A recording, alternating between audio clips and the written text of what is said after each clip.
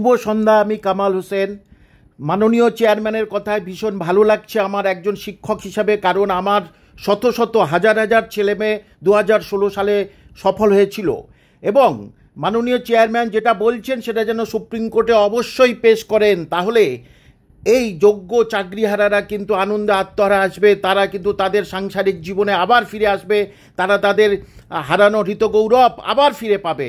এবং যদি তাই হতো তাহলে তো আপনি এটা আপনার ওয়েবসাইটে তুলে দিতে পারতেন। ওয়েবসাইটে তুলে দিলেই তো সবাই দেখে নিত, হ্যাঁ তারা আনন্দে আত্মহারা হতো, এবং যারা অযোগ্য তারা কিন্তু মুখ ফিরিয়ে নিত। সেটা করলেন না কেন? সুপ্রিম কোর্টে এটা অবশ্যই জমা দেবেন তো। যাক, বিশ্বাস আছে আপনার উপরে, কারণ আপনি চেয়ারম্যান।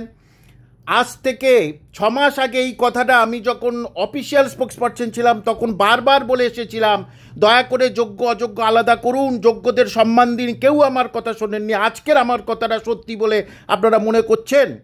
এবারে শুনুন এক চাকরিহারা যোগ্য ছাত্রের কথা, যোগ্য শিক্ষকের কথা। 2016 সালে এসএসসি দিয়ে শিক্ষকতার চাকরি পেয়েছি। 2019 সালে সমস্ত রকম এসএসসির নিয়ম অতিক্রম করে যোগ্য হিসাবে মনোনীত হয়ে ফার্স্ট মেরিট লিস্টে নাম প্রকাশ হওয়ার পর এসএসসি আমাকে রেকমেন্ড করেছেন। এইভাবে দুটো চাকরির যোগ্যতার পরীক্ষা দিয়ে যোগ্য অর্জন করেও আজ কার ভুলে প্রায় 6 বছর পর শুনতে হচ্ছে আমার চাকরি নেই। এই ভুলের সাজা আমি কেন পাব?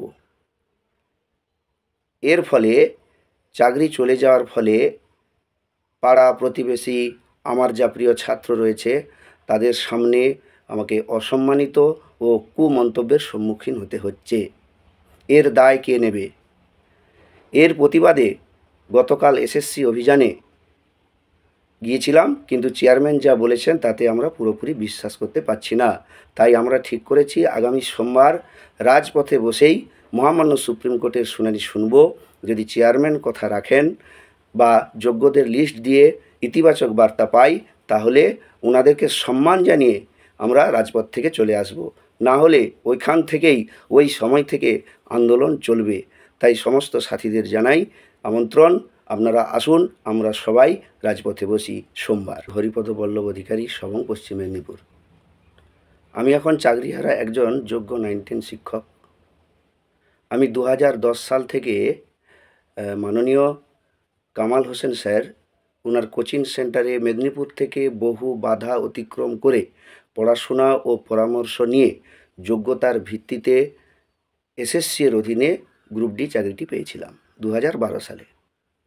কিন্তু আমার স্বপ্ন পূরণ হয়নি। সেই স্বপ্ন পূরণের আশায় 2016 সালে এসএসসি দিয়ে শিক্ষকতার চাকরি পেয়েছি 2019 সালে।